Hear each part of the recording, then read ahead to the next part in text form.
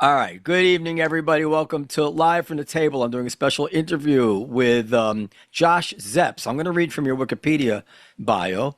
Um, Uh-oh. born 1977, an Australian media personality and political satirist and television presenter. Szeps has previously hosted Weekend Breakfast on ABC News. He was a founding host for HuffPost Live, and his work has included satirical writing and presenting for Australian radio, as well as hosting The Brink. Most I'm already importantly, bored.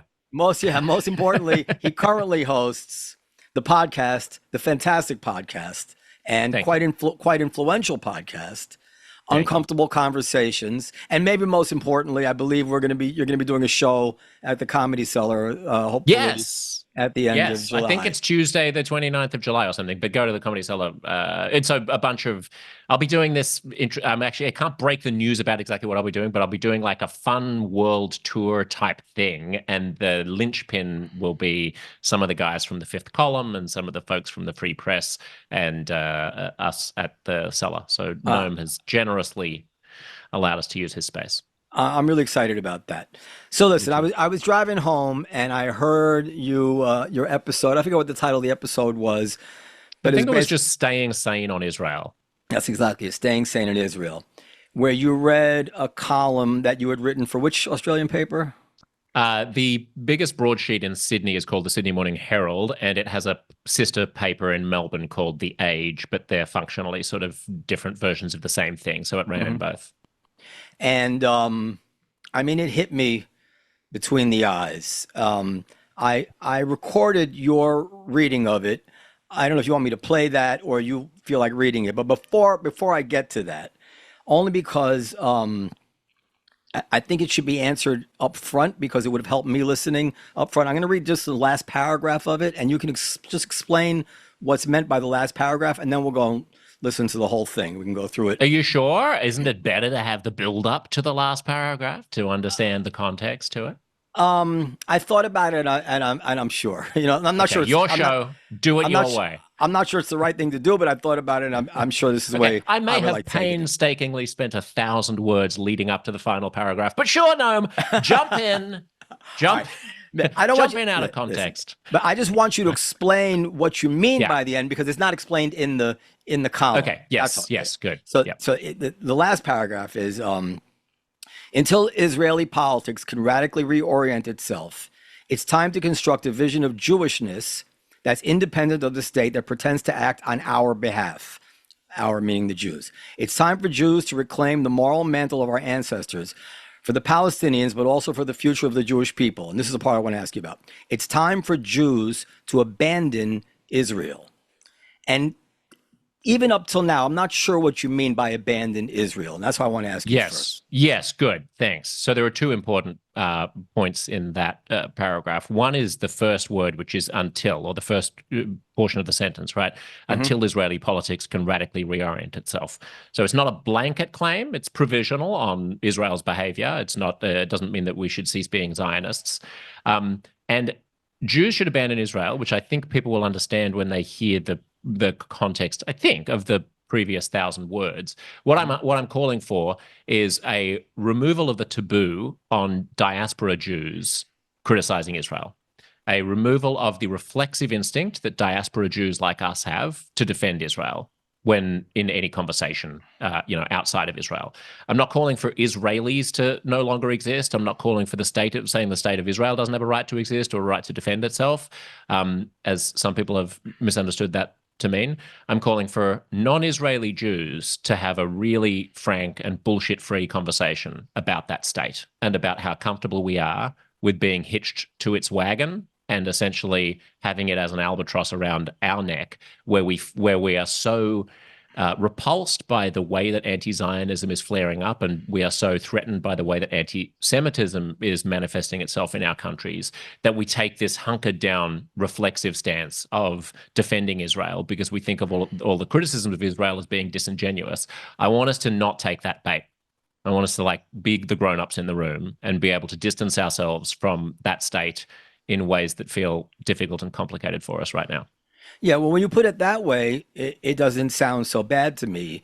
That doesn't sound well. That doesn't sound. And if you say, "Listen, you shouldn't be reflexive. You shouldn't defend what might be the indefensible. That you should be ready to have an open mind. That you should be ready to call a spade, even if it's difficult."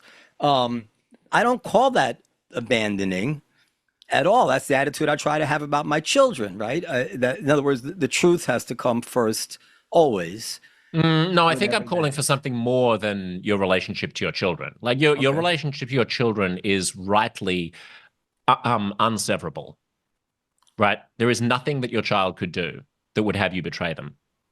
My position is there Betray? have No. to be there have to be things that Israel would do in principle, right? Hypothetically, that would lead the Jews of the world of good conscience and good character to say, not in my name. Well, what does And that that's not mean? something that that's not something your child could ever do. What does that mean? It means that we create a new conversational norm outside of Israel that says, yes, we're allowed to say that Israel has gone for too long doing too many things that we disapprove of for it to be our country anymore. It's a country for Israelis. It's entitled to exist for Israelis. It's allowed to function as a state for Israelis, but it's not allowed to carry a mantle of speaking on behalf of world Jewry. I'm going to play the episode, play the column now, but do we still root for it to win? Well, it depends what winning looks like, right? So if you would Defeat rather a world Hamas at what cost? So you could, and this at the is, minimum cost that makes it possible. uh, I mean, if the choice is do we want Israel or do we want Hamas, then every sane person, Jew or not, would want Israel. If the choice is do we want Israel, do we want Iran? And I say in the piece that of all of the actors in the Middle East, from Iranian theocrats to jihadists to Arab autocrats to Hamas to Hezbollah, Israel is the most moral actor in the Middle East. So, yes, given a choice, absolutely. Um, But that doesn't mean I answered your question, I think, pretty well, which was that at the minimum cost possible, meaning that do we believe that Israel has a right to defeat Hamas, and it should not do it in any way that is excessive, but it shouldn't have to give up the fight because Hamas has reverse engineered things in such a way that Israel has to capitulate or well. to their plot to have their own lives lost. No, I hear you, but I'm talking about a bigger context, right? Firstly, I don't think that any military strategy or any kind of foreign policy strategy is independent of the means and the facts on the ground. I don't think anything is so sacrosanct, any goal, that you can say at the minimum cost, but regardless of how bad that minimum cost is. In other words, in a hypothetical, if it was necessary for some reason, if Hamas rigged the game such that the only way to remove every last Hamas fighter was to torture every Gazan child, then I would say no, that's actually not a price worth paying, Right. even if that was the minimum cost, right? So it does happen in a context. And secondly, I would say what You I'm think that's calling where for is we're at right now? no, absolutely not. No, no, no. Okay. That's a So hypothetical, right? within the universe of what you think is actually realistic here. Yeah. Well, I mean, so there are a couple of things that I think are no, I would not say that there's any goal that is acceptable independent of the means to achieve that goal. So how weak would Hamas have to be? Like, how do you have to get every single last person who ever signed a form that said they were a member of Hamas, no matter how junior they are and how uncommitted to the cause they might be? And how badly would you have to prosecute that war? In order to get that last person, like that would be consistent with the goal of like triumphing over Hamas. I mean, if that's your goal, you have to, well, Israel has every right to try to extinguish the enemy that invaded it. That's fine. But I think it's I think it's an unfair kind of rhetorical trick. And we do a lot of it to pluck out one particular snapshot of a particular moment in time or a particular objective and to lose sight of the forest for the trees. Like a lot of people also do this with like, well, what would you have done on October 8th if you were the Israeli government? I mean, it's a cute question, but it ignores decades of settlement building, of occupation, of blockade, all that sort of stuff. Like that's different. That's different. That's different. I think that's different because I haven't even heard Hamas once mention the settlements, and their beef was pre-existing the settlements. I mean, this yeah, but it's not about Hamas, Noam. It's about us, and it's about the overall strategy of Israel's survival in the Middle East. Like, a lot of the response to my piece that I've had has been from supporters of Israel saying, you don't understand how bad that neck of the woods is, right? That I'm naive about the challenges that Israel faces. I don't think it's about the challenges that Israel faces. It's not about who's better and who's worse. I want to make that clear. Like, I'm not interested in getting into a debate about who's good and who's bad. Okay. I'm a realist. I think it's about strategy. Like, Josh, is Israel's strategy a good strategy for Israel and a good strategy for Jews? Does Israel's strategy make Jews safer? Okay, what's that? I'm sorry. Now I think you were right because I want to get to the thing, but this I don't want to drop this. But I feel like I'm going to read you something later. But I feel like I haven't been able to get to an answer here because what I'm asking about is not unheard of. I mean, we had this attitude about the Japanese, about the Germans. There's been many wars that were fought where the army didn't feel that it had to hook every child up to an electric shock torture, but they killed millions, and that is not what I want for the Palestinian people. God knows, but you do seem to be saying that what other nations were entitled to do for themselves when they were existentially threatened, Israel has somehow forfeited because of its settlements or something like that. But let me just ask you. No, I'm not saying that. But I think hold that thought. I will. Let me get to it because there's another part to this, and this is something that needs to be grappled with, which is that we heard for years and years and years that Hamas was the Gaza was an open air prison, and Israel had this terribly excessive and harsh blockade on goods going in and out, and they were eviscerating, and this was a very convincing narrative. But now we realize actually that blockade was porous as hell, right? Here we are 2 years into this war, and they still have arms to the teeth. They're still managing to send rockets. So if what you're saying comes to be, which essentially seems to be Israel's going to have to give up on this enterprise and let Hamas stay in charge. No, that's not my position. Well, if Hamas makes it so the only way to do it is to do this thing, which is, the price becomes too high, which is 100% within their capability of doing that, and they will do that, and they have done that. So I think it is. I think if you're being forthright, that is your position because that's what they're going to do. They're going to see to it that the price is too high for somebody like you. Well, let me just follow through anyway. You can go back. Yeah. And what's going to happen is that now Israel is going to have to put in place this blockade.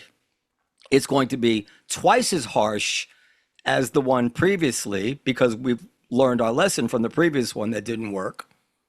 And the world is not going to say, well, we saw what they did to you on October 7th, so go ahead and do whatever you got to do. We accused you of propping up Hamas, so this time make sure not a dime gets in there. Make sure that's that. So what is Israel going to face if they don't get rid of Hamas? They are going to be forced into this position I'm describing, and that is an untenable position. It wasn't tenable then, and as I said, it's just worth repeating. That blockade, which we thought was too harsh, was insufficient. So have you thought through to that point of what that would mean? And then we'll get onto the whole column. Look, I mean, on my podcast, Uncomfortable Conversations, we have many uncomfortable conversations with people from across the political spectrum. Be it you, and you're welcome to come on the show. I'd love to have you. Douglas Murray, I did a tour with Douglas Murray in Australia. We were sneaking in the back door, the stage door of the theaters while anti-Semites and anti-Zionists were spray painting and, the front of the theater and harassing attendees. I've spoken to Professor Amos Goldberg, who's an Israeli Holocaust historian at the University of Jerusalem, and you and I had an email exchange about that. He's extremely opposed to the Gaza war. From all across the political spectrum, I talk to people all the time. Yeah. And I just want to put into context the kind of question that you're asking, which is a question that comes from a particular, I would say, narrow strategic point of view, which both sides have their stories, everyone has their claims. My job as a conversationalist and my job as someone who looks at the way we have conversations and tries to improve those conversations is not to take the bait of answering every single strategic or military question. It's to pull back and go, as a Jew and as a person who wants to encourage sane conversations and bring the rest of the world together with diaspora Jews and have the rest of the world appreciate to some extent that there's a diversity of opinion amongst diaspora Jews and that we're not in lockstep with the IDF, what is the best way to conduct these conversations? And there are facts on the ground about Israel's posture towards the Palestinians and posture towards its own dominion over those people that stretches back for decades, which is independent of the question about what to do about Gaza or Hamas right now. Now, yes, Hamas, completely horrifying, terrible, awful jihadist death cult. Why is it there in the first place? How does it come to be? What are the factors that bolster it? What were the Netanyahu government's policies that kind of propped it up in comparison to the Palestinian Authority because they wanted Palestinians to be either radicals or totally moribund? What are there are a huge number of things going on here. And at some point, I think it's time to just step back and go, do we have the conversational breathing space to just calm down for a moment and go, here are the things that this state is persistently doing, and am I entitled without massive blowback to articulate my problems with that? Yes. Regardless of whether or not they should be, doing X, Y, or Z in Gaza. Okay. First of all, with me, listen, you read some of the responses you got to the column, and I feel your pain because you should be able to say whatever you want and you should be able to make your case. I don't think that what I just asked you is a clever strategy because I think it's overwhelmingly almost a certain outcome, unless you can, explain a timeline to me that I hadn't thought of. I think it's overwhelmingly the almost certain outcome of what you're describing.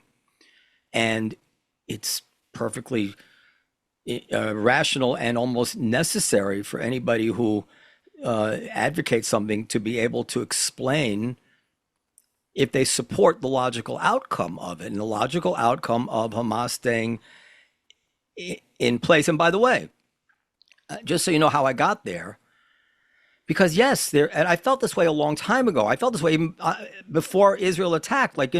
Israel was asleep at the switch. I remember saying on October 8th or so, if they did nothing, I wouldn't necessarily criticize them. It's not going to happen again so easily.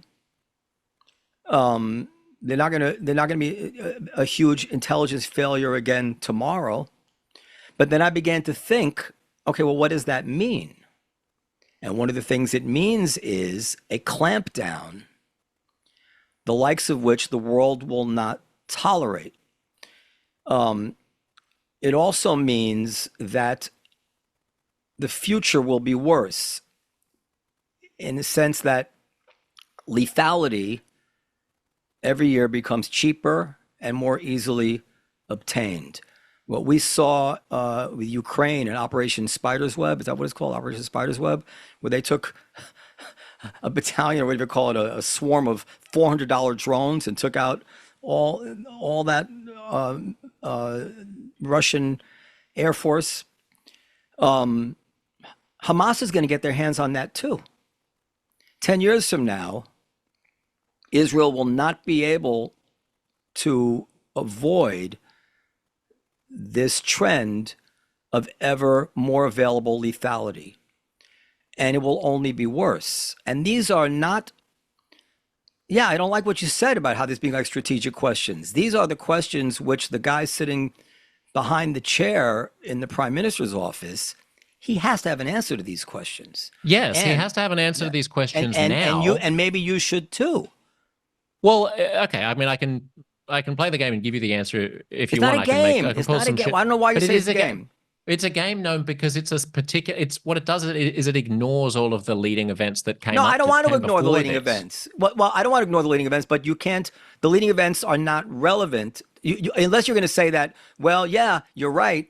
It'll be worse for them 10 years from now, but that's on them because they deserve it. Well, and if you think they deserve it, well, it'll be look, there are so many ifs. Who knows? I mean, for Hamas to be in power in Gaza in 10 years is worse than for Hamas not to be in power in Gaza in 10 years. But the reason why the person sitting behind the prime minister has to make a decision about what to do right now is because since Netanyahu came to power in 2008, they've done absolutely nothing to give any incentive to Palestinians not to be violent because they've made no overtures towards a peace process since 2008. That's not What true. overture towards a police process has there been since 2008? In 2014, they froze the settlements, and Kerry went to Abbas, and Yeah.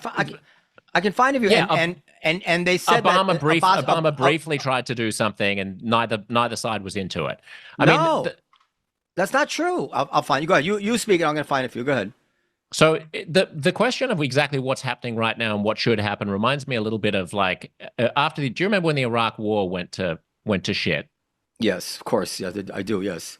Yeah, and there was like I would face questions a lot, which were along the lines of like, well, do the Democrats have a plan for Iraq? What's your plan for Iraq? What would you do to fix Iraq? Right. And I thought that was always a little bit unfair because my plan was not to go into Iraq in the first place. So we can talk now about what Israel should be doing or should not be doing. But the point that motivated me to write the piece was that I had a sense after October 7th that there was a legitimate existential response that Israel had to undertake. And at some point this year, that existential justification was no longer valid. It's no longer clear to me that it is existentially necessary for Israel to be behaving the way that it is in Gaza. All right, let's play the column, and then we'll get back to this. Is that a good idea? Okay, yeah, great. Okay. The opinion piece begins. Since the October 7th butchery of Jews by Gaza's reigning death cult, I wrote, the anti-Zionist left and the anti-Semitic right have indulged in a masterclass of double standards and selective outrage. Social media algorithms, designed to inflame, flood our feeds with Gazan disaster porn. Instagram influencers are suddenly brave opponents of the Zionist colonial settler state. Many of them know little of the Oslo Accords, of Yitzhak Rabin, of Ehud Olmert's peace plan, of the savagery of the Second Intifada. They couldn't tell you who invaded and occupied the West Bank as soon as Israel was created. Hint, it wasn't Israel, and it rhymes with Blorden. Or who invaded and occupied Gaza. Hint, it wasn't Israel, and it rhymes with Bleegypt. The online warriors allied the Arab states' sterling effort at wiping out Israel in 1967 and the attempted do-over in 1973. They denounce Israel's failure to create a Palestinian state while ignoring the repeated reluctance of Palestinians to condone a two-state solution during periods when a majority of Israelis believed it was not merely desirable, but inevitable.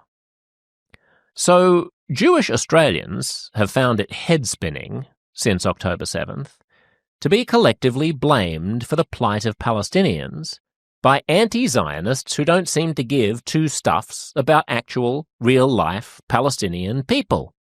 Activists who never mention the sinister coercions of Qatar, Iran, or Hezbollah, who've never campaigned for the right of Palestinian refugees to escape Hamas's brutality by seeking better lives in neighboring Arab states, who remain silent about Muslims being crushed in Syria, Chechnya, Yemen, and Sudan, who chant catchy slogans whose subtexts they don't understand about rivers and seas and globalized intifadas, who pretend that Iranian theocracy and jihadist ideology aren't a problem in Palestine or the wider Muslim world.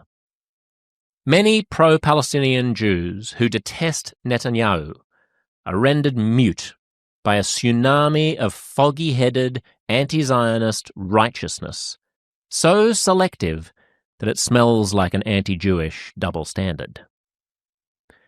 I went on to write, many Jews also remain wistful about a homeland for the most persecuted group in history. There's still an allure to the Israel that my grandmother dreamt of when she fled the Holocaust. The Israel envisioned by Zionism's early pacifist, socialist, hippy-dippy kibbutzniks, of which today's anti-Zionists are ignorant.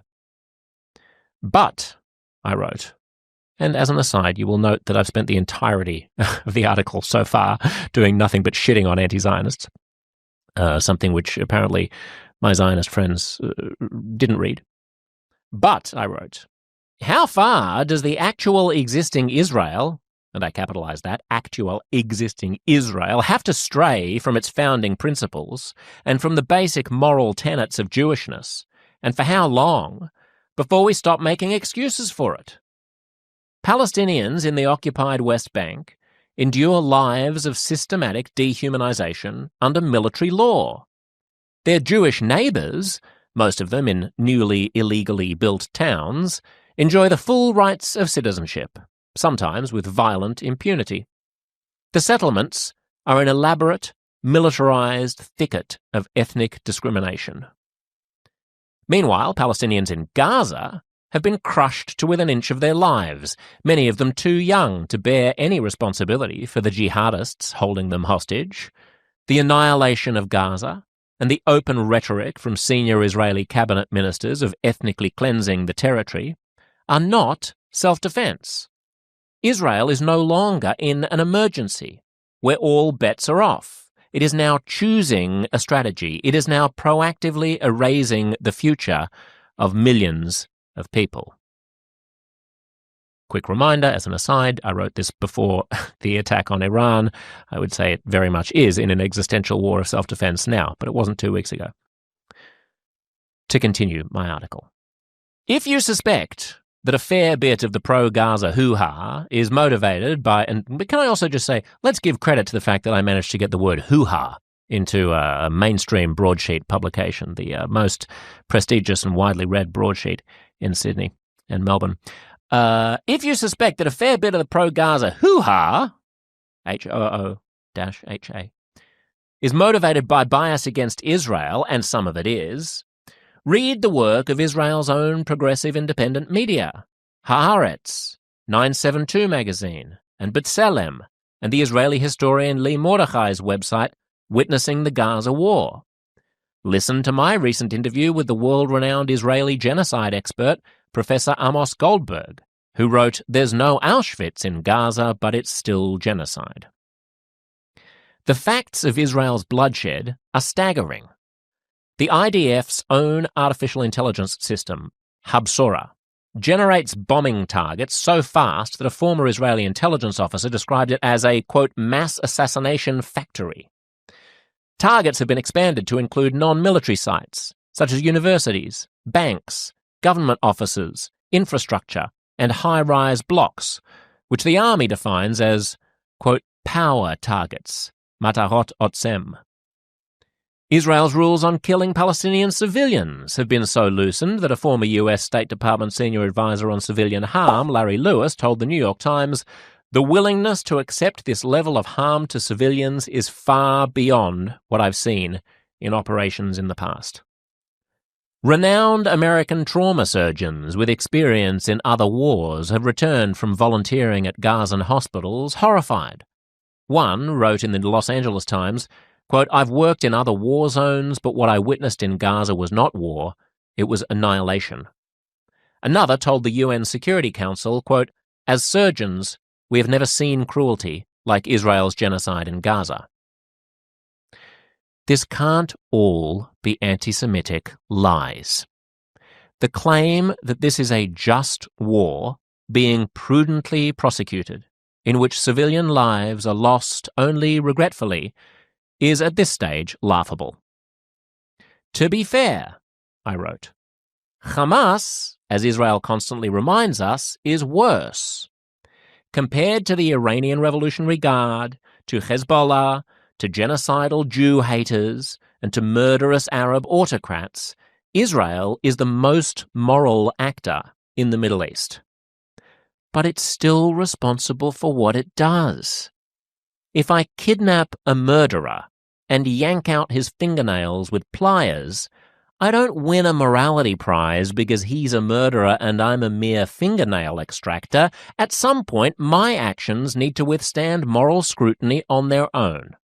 The terrorists made me do it is neither an excuse nor a moral blank check the Jews of the world are required to honor. You need to innovate. You need to humanize. You need to find moral courage. That's the Jewish way. The Israel which my grandmother dreamt of does not exist. What exists is illegal settlement building. What exists is a discriminatory occupation. What exists is a political establishment so eager to undermine Palestinian statehood that it bolstered Hamas. What exists is the jailing of moderates like the Palestinian lawmaker Marwan Barghouti in order to keep Palestinian leadership either moribund or radical.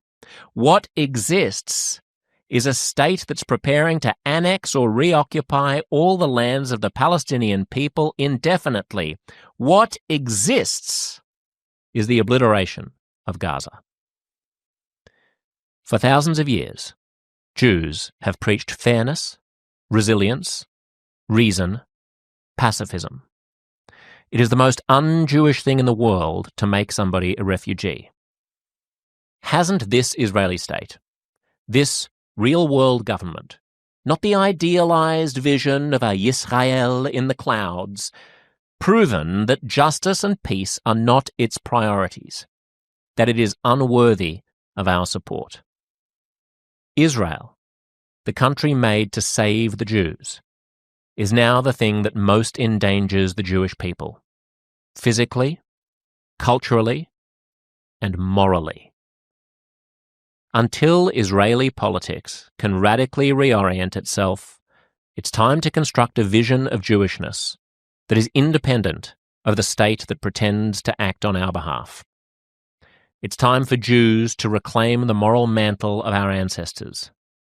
For the Palestinians, but also for the future of the Jewish people, it's time for Jews to abandon Israel.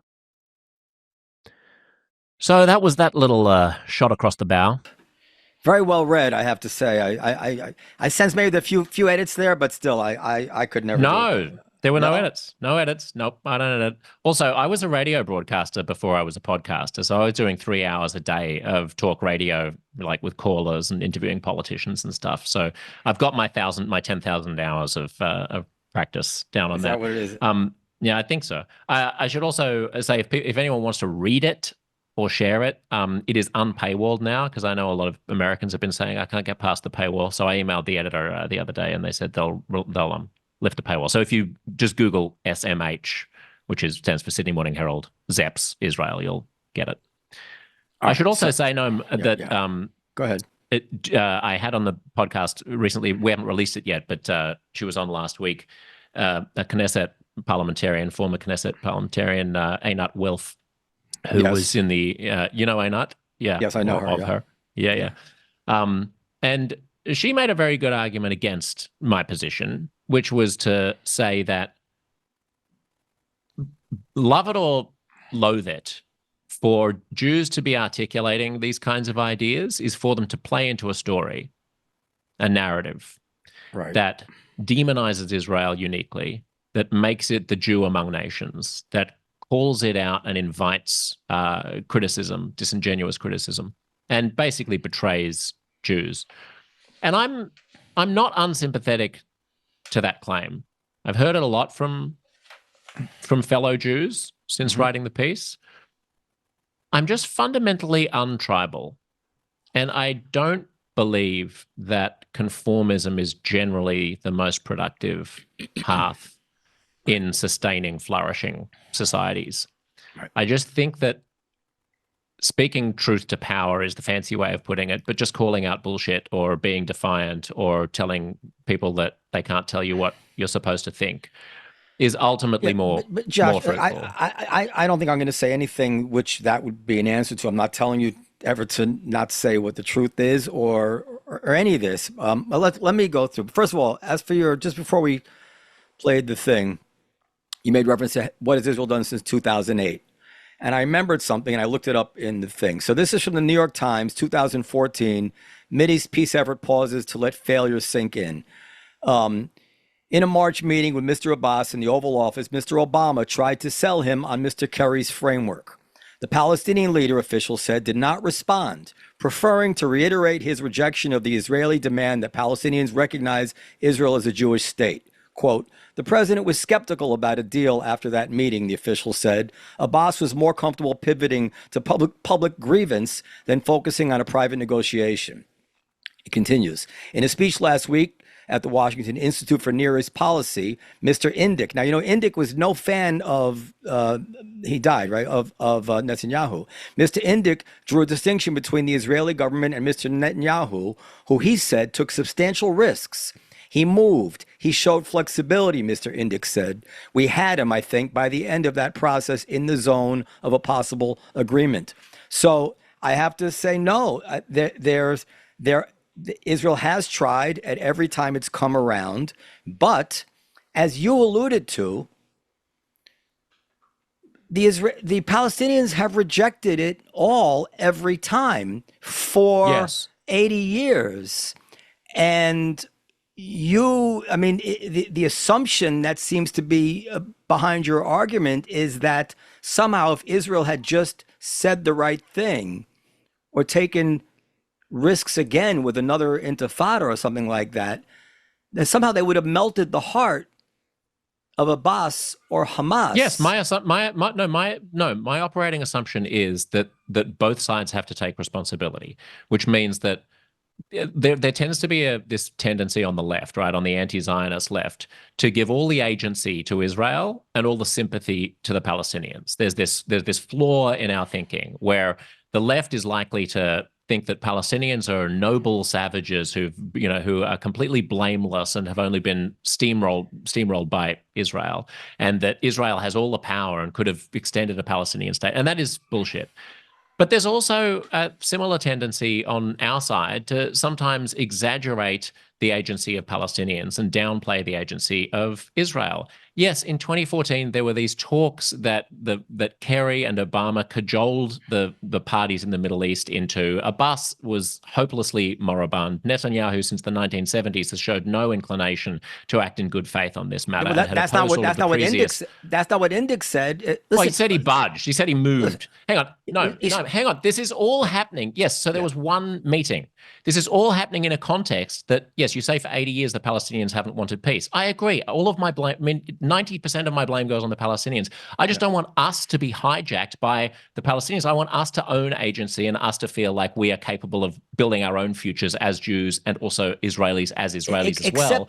Rather than constantly pointing fingers and saying that we are helpless because the Palestinians aren't a partner for peace, whilst we create facts on the ground that make it very, very, very difficult for Palestinians to step up. Yes, for 80 years they've been intransigent. Also, for 60 years, we've been building fucking settlements on their land in contravention of international law. There's almost been no halt to the building of settlements. Josh, the settlements were briefly paused. 1 second, because I know you and I probably agree about this. Listen, I'm not pro-settlement at all. Well, I don't know if I'm anti every settlement, I don't want to lie, because there's something about international law which I just don't buy, which is the notion that you get a reset each and every time you start a war of aggression, meaning Jordan can invade, they can lose, reset, give us our land back, do it again, lose. I think at some point it's fair and important that a country take a haircut in some way, number one. Number two. Me too, I agree with that. Number two, when a country is only 9 miles wide, it is also perfectly fair to understand that they want to take some more land, especially strategic land in the hills. Having said that, as we know, Oslo did not require Israel to give up the settlements. Oslo contemplated these being resolved through negotiation. In the negotiation, they did not break down over settlements, not once, not twice, not three times. Israel always, at each and every time, was going to take out certain settlements and have land swaps for the rest. So the notion that these settlements were the problem for peace, to my knowledge of the history, is baseless. They didn't back out because of the settlements. No, if you win territory, to address the first point, in war, and you want to take it as part of your country, then take it as part of your country and give citizenship to all the people who live there, and they're all Israelis. No, right? That would be legitimate, okay? For Israel to just have taken in 1967, have taken the West Bank and taken Gaza, and then just made them part of Israel proper, and all of those Arabs have become Israeli citizens, we wouldn't have a problem. We wouldn't have this problem. The problem is that a lot of people perceive it as being an apartheid state in the territories because the real lived experience of Palestinians in the West Bank is that they're constantly humiliated, degraded, and shat upon by 19-year-old Israeli Jews with machine guns. Was that the problem? Was that the problem in 2001? Was that the problem in 2008? Was that the reason that was that the problem? Is that the problem that Obama describes when Abbas backed out? It's not. It isn't. To read the minutiae of every single specific deal whilst ignoring the context in which all of those things are taking place. What I'm saying in the article, it is fruitful. If you want to keep going round and round in circles with the other side, then it is. I mean, I'll tell you why it's like fruitful. It's a never-ending game, Noam. We never win it. We're not going to win any hearts and minds. Can I tell you why it's going to change? Listen, I would stop every settlement tomorrow, and just to go on record, I know probably through I shouldn't say that, but I know through close contact with people who have been treated horribly by Israelis, humiliated, whatever. I have zero defense for the way Israelis often treat Palestinians, not just in the settlements, but in any time they're in a position of power over them, which is an unfortunate, also part of the human condition when people are under the yoke of other people, especially fueled by war and violence and emotion and desires for retribution and bigotry. So I get all that, but the reason I think it's not fruitful is that you can't do 7 things at once, and there has to be some reason to think that this is the problem if we're going to attack it as if it is the problem. And I am all for, as a loyal Jew, a loyal Israeli, absolutely fighting, protesting, as an American would.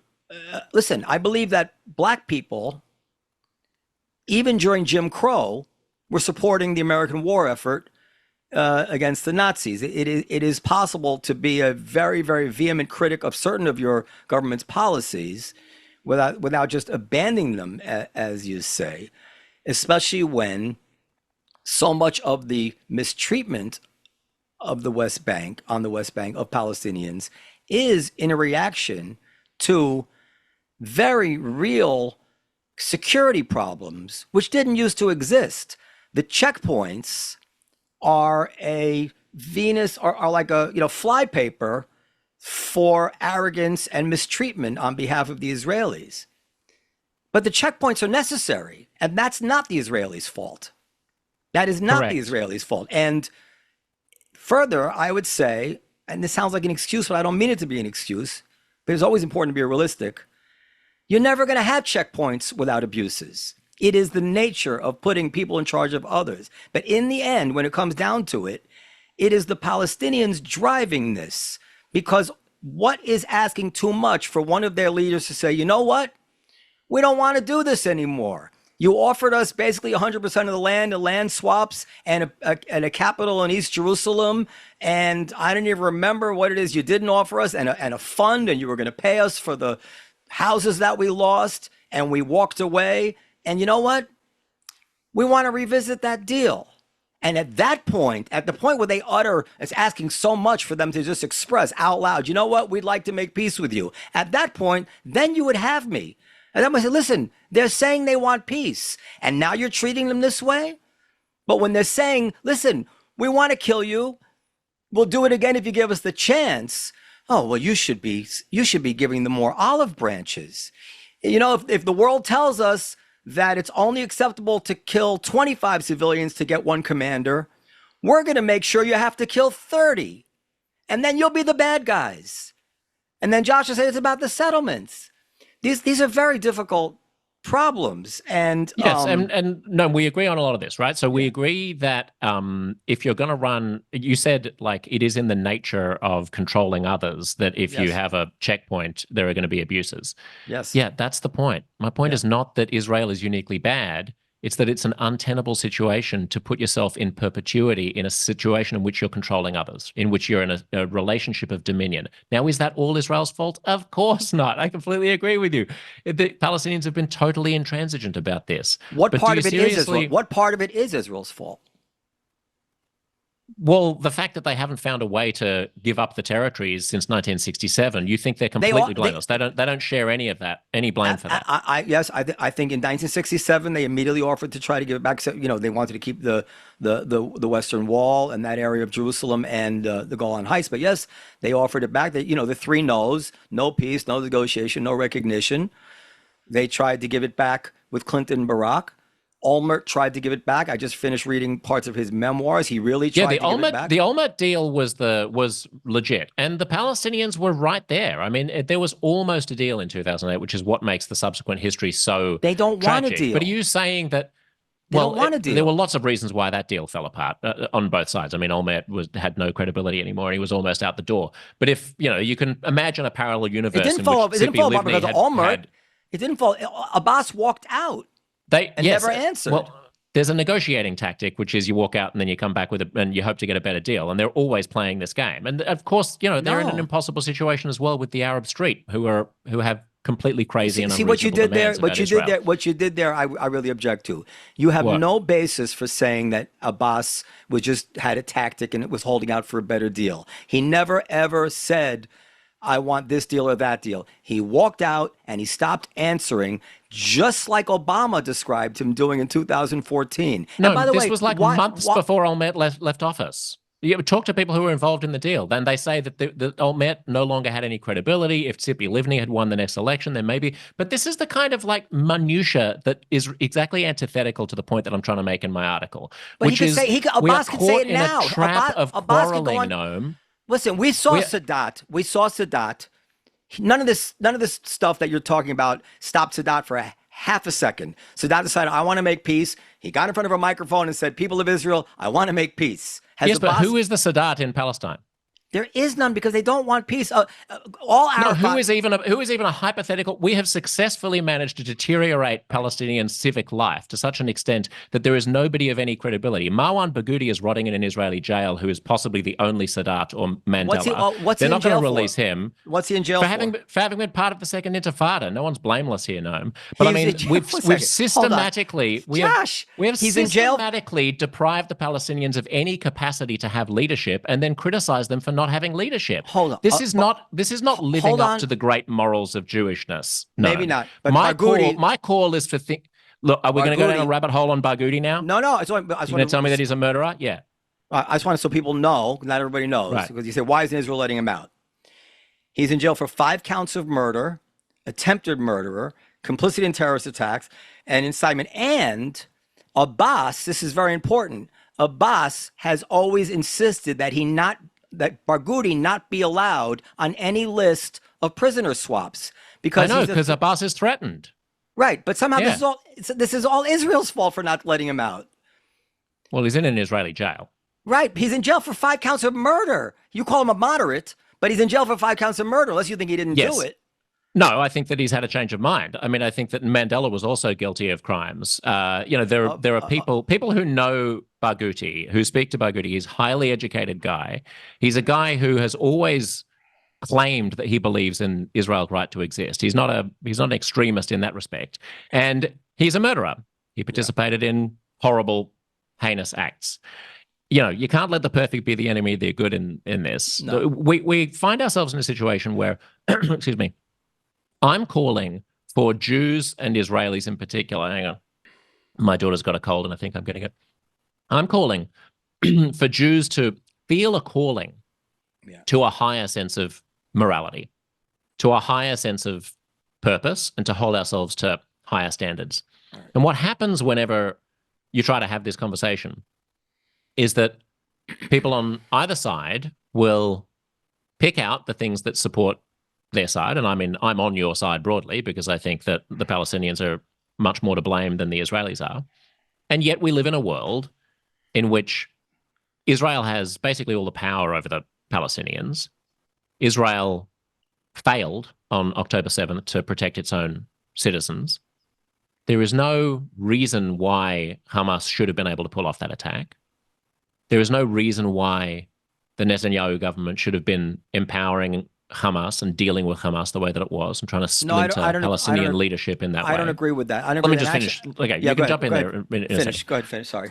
There is no reason why Palestinians in the West Bank should be enduring the ignominy for the decades that they have, why the settlements should have been continually expanded almost without halt for the past 60 years. Mm-hmm. And when I raise these things, of course, you can say, well, Hamas doesn't care about the settlements and, the Iran doesn't care about that. Yeah, of course they don't. Mm-hmm. They're a jihadist death cult. Right. But what is Israel doing to strategically empower itself against those people rather than simply relying on a militaristic solution to everything? And how do we find ourselves in a situation where we have a country that is in a position of dominion over another people, militarily occupying one half of their population, building settlements apace, at the same time as it's saying, why aren't you putting your hands up for peace with us while we make your future impossible? And blockading another group of people. Now, the blockade, I think, is justified because of Hamas as having won the election, but that didn't happen in a vacuum either. It's a shitstorm, and I am not a statesman. Okay. So it's not my job to figure out how Israel can be better. Let me make one final point here. Go ahead. In every instance, Noam, of countries finding themselves becoming pariahs and finding themselves tangled up in moral thickets that causes people to resent them and that really betrays their own principles, whether that's apartheid in South Africa or whether that's like, I don't know, the Ottoman Empire committing genocide against the Armenians. There are always important details as to why the people doing the dominating feel justified. Mm-hmm. And there are real threats to them if they don't do the dominating. When Nelson Mandela was calling for an end to apartheid and the international community was going batshit against South Africa, it was not illegitimate for white South Africans to feel that the whole place was going to fall apart if they ended apartheid. They had real concerns. They were dealing with people who'd been terrorists, including Mandela himself. And you can hardly say that the history of South Africa since the end of apartheid has been a glowing example that you'd want to replicate. To some extent, their fears were correct. Mm-hmm. It didn't make apartheid okay. It didn't mean that their nuanced justifications about this deal and that deal and whose fault it was that they walked away from this and that they couldn't get that and should F.W. de Klerk do this and should Mandela not have done that. All of that was just talk. The fundamental bottom line was apartheid. Similarly, the elites in Istanbul had every single reason to believe that it was dangerous to allow the Armenians to continue their subversion. And they committed a genocide against them. And there were people at the time having conversations like this one, in which the bulk of rational justification appeared to be on the side of the people who were defending a genocide. Now, I'm not saying that Gaza is a genocide. I'm not a lawyer. I don't know. There are certainly learned people who believe that it is. But what I'm saying is that all of these conversations get ourselves tangled up in minutiae when the large, screaming, like bright red neon font, to me, is that Israel is not living up to the moral duties of the Jewish people. All right. Okay, it is failing to be imaginative and to be morally courageous. So what should they do right now on this particular date in Gaza? How should they withdraw? How should they deal with the humanitarian thing? What happened in Oslo? What happened in 2014 with Kerry? Fuck it, Noam. like it's about us living up to our promise as the Jewish people. Okay. I want to go through a few lines of your thing. So I want to say one thing about the apartheid thing. When I was younger, something like 150,000 people turned up for Peace Now demonstrations in the square in Tel Aviv. These were not racists or people who hated Arabs. These are people who wanted to live in peace with Arabs. And to the extent that they've turned to the right and now are supporting, which to me is just, it's like in evolution, you have analogs and homologs. It looks like you could say it's similar to apartheid, but it has none of the evolutionary history of apartheid. This is not a set of laws that have their origin in Israeli hatred and bigotry and racism, as apartheid did. This came about and continues. Sure, and it still sucks to be a Palestinian in the West Bank. Yes, but you know what? That is because of 80 years or 100 years of rejectionism. And if you vote for a candidate who promises to, if you vote for me, I'm going to bomb Mexico. I'm going to kill all those Mexicans. And then you vote for him. And then all of a sudden, Mexico kills thousands of us. And then we vote for you again. Say, yeah, I know this kind of backfired, but we're going to double down. We're going to send you again. This, in some ways, is self-determination of peoples. Israel's responsibility is to be open, ready, and willing to listen if they want to make peace. And of course, I'm with you on the settlements. I mean, does it have a responsibility, Noam, to also try to create an environment in which the green shoots of peace-loving people can flourish? Well, that's interesting. Yes. But the question is, and this is where I tried to say this before, this is where there's a philosophical difference between the Netanyahu types and your type. And you probably know this. This goes back to Jabotinsky. They believe, and history has not proven them wrong, I have to say, I've come to the right as well. They believe that the Palestinian attitude will only change when they hit the iron wall, when they realize Israel is not going to budge. And they believe that every time there's talk about these kinds of accommodations, that this is seen as weakness, and we have them where we want them, and just hold out and we'll get more and more and more. And eventually they'll lose their nerve and it'll fall into our lap. This is what Netanyahu believes. I don't know whether he's right or wrong, but I don't think we know whether he's right or wrong. I don't think that the last 80 years of history, he would look at it and say, yeah, this is we should just be showing more accommodation. We should be trying harder. I think he's looking at it and say, we did try, and it only got worse and worse and worse. And by the way, he took his own medicine, because although you say that he was propping up Hamas in order to, divide, and maybe there's some truth to that, it also seems to me he was just trying to buy them off, to buy their complacency in the same way our Iran deal tried to buy Iran off with money. Make sure there's enough money coming in. Make sure they know we look the other way when the money comes in. And the quid pro quo is, they might send a rocket from time to time, but it'll just be a show. It won't be. That's really... exactly right. Yes, yeah. And he allowed the money in from Qatar, and he allowed Gazans to come across and work on farms in Israel and so on. And he thought that he could placate them.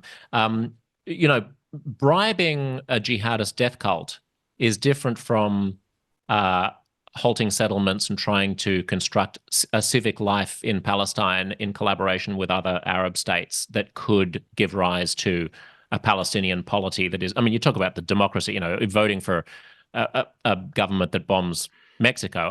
When do Palestinians ever get a vote? They've got such a dysfunctional polity that they They vote once and then they never get to vote again. So I'm not sure that we can hold, 17-year-olds who are being bombed in Gaza or humiliated in the West Bank responsible for the people who they supposedly voted for. But this is the 20 years crucial ago. point. This is the crucial point that the polls show, if you believe that guy Shikaki, I think it's his name, this Palestinian polls. Yeah. That Hamas would win. Abbas canceled the elections not because he was afraid some peacenik was going to win. He was afraid that Hamas was going to win. Now, I mean, I'm playing devil's advocate to some extent because I do believe, to some extent, in what you're saying as well. I do believe that hearts can be melted. I do believe that Israel should try. I mean, I'm not even sure that my position is hearts can be melted. I guess mine is more realist or strategic. My thinking is every culture and every society, it consists of a set of interlocking different communities, right, of different levels of extremism. There is some group of Palestinians, or there was, who would have hated having to swallow the existence of a Jewish state, but would have copped it in order to have a better life. There's some proportion, right? Like, so Yes, the of course super Israel hawks believe that it's almost vanishingly small. Other more naive Pollyanna people might think that it's half the population, whatever it is. My instinct now in calling for Jews to be more forthright about the moral challenges of Israel, speaking for them and constantly acting as if it is in lockstep with their interests, is in saying there has been quite a long time now where Israel has failed to demonstrate any commitment to emboldening the factions within Palestinian life that are moderate. In fact, it's done quite the reverse, which is the Hamas-Qatar deal. Like, it's tried to normalize the existence of the jihadist death cult and collaborate with the moribund, corrupt Palestinian Authority. And it may just be the case that you're not aware of like other plans here, but there have been plans since the 80s and 90s that forward-thinking people who collaborate with Palestinians and Israeli peacemakers on both sides have suggested about trying to foster, small community groups, about trying to get the buy-in of Arab states in order to, bolster, basically wrestle power away from the corrupt Palestinian Authority and the jihadist death cult in Hamas and foment some kind of civic life in Palestine that is not constantly being crushed by Israeli domination. And there hasn't been a huge amount of innovation on that from Israel. There's been none. They just keep building settlements. I guess I'm not. Listen, if you were just saying these things and weren't using it as the reason to abandon Israel, I'd say, yeah, I think you're right. The fact that you've inflated this point into essentially you're on your own, Israel, until you can, take some idealistic moves. And yeah, I get it, Israel. I don't have to live it. And it's not my kid who's going to get blown up in a coffee shop if the Szeps plan doesn't work. But no, I'm saying Israelis can be responsible for Israel. Like, this is another rhetorical move that frustrates me, which has happened since writing the piece, which is that people confuse well, maybe it's not a rhetorical move, then it's an intellectual error. Conflating nationality with ethnicity, right? So people will say, a lot of people have said to me, why does every other, why don't you require, we don't expect Russians to disavow Russia because of Putin's actions, right? We don't expect Chinese Americans to disavow China because of the Communist Party of China. Why are Jews the only people who have to disavow their country? Like that, it's a double standard. I didn't say that. The problem there, no, but it's an illusion to say, it's holding me responsible for whether or not an Israeli gets blown up because of my plan is implying that I have some responsibility over Israel. No, what I'm saying is that it sounds good in theory, but it's like it's a classic thing in human nature. It sounds good in theory until you actually have to walk in the shoes of the person who's got everything to lose if it doesn't work out. Yes, but I'm not telling the Israeli what to do. I'm calling on diaspora Jews. You're saying he's immoral unless he does it. So you are telling him what to do. Well, no. I mean, you can have a moral opinion about something and encourage diaspora Jews in my community to be more open-minded and more courageous in the way that we speak and think without finger-wagging and bossing around another country. I have all kinds of ideas about what Americans should do as well, but I don't think they're immoral not to obey me. But just to finish, let me just finish that point about because I think it is common. Even if you're not making the point, I think a lot of listeners will be thinking. Only if you're going to let me make my other points. But go ahead, because I don't want to run out of time. Yes, but go ahead. Yes, okay, yes, go ahead. go. Then go ahead. But Take your time. so just the point about this being a double standard for Jews. Look, Jews are a religion, and we are an ethnicity, and we are also ostensibly a nationality. Yeah. I don't think it is unreasonable for Jews to create daylight between themselves and Israel, just as if, Putin goes up and claims to be acting on behalf of all the white Slavic people of the world. I don't think it's unreasonable for white Slavic people the world over to say, actually, Russia's not acting in our name. And if China goes out and claims to be acting on behalf of all the Han Chinese ethnic groups in the world, I don't think it's unreasonable for Chinese Americans to say, yeah, that country doesn't represent us in our totality. When there's jihadism, we do sort of expect Muslims to distance themselves from jihadists. Like, I don't think it's a double standard to make a distinction between Jews as a people and Israel as a country. So I can sit here as a Monday morning quarterback and judge what Israel is doing. None of that is to imply that Israel doesn't have a right to do it. I mean, it's a country. It can do whatever it wants to do. What I'm calling for is my right to dissent. All right. I so deeply disagree with what you're saying. I almost can't even follow it, because the analogy between Chinese people and China, it's just not similar to me. Well, what As about you- Iranians? What about Persians and the Iranian regime? Like, is it legitimate? I know lots of Iranian people outside Iran who say that Iran, as it stands, does not represent them. I don't know many Jews who are willing to say that about Israel. There seems to be more of a conversational reluctance to, like, more of a sense of betrayal among our community. Do you not feel it? Do you not feel that there's a taboo about criticizing Israel that doesn't exist for Persians criticizing Iran? There is, well, I mean, I've seen no shortage of Jews criticizing Israel, to be honest. But having said that, there is pressure among certain types of Jews to keep your criticism of Israel within the earshot, of the Jews, right? In-house, yeah. In-house.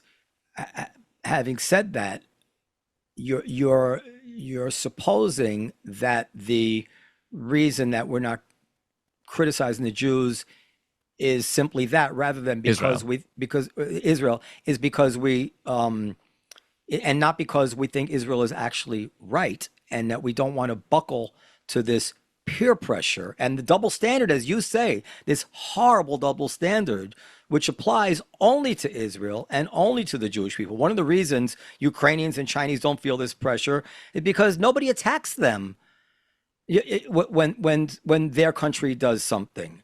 And I mean, I don't want to go around in circles, but I get it about the settlements. But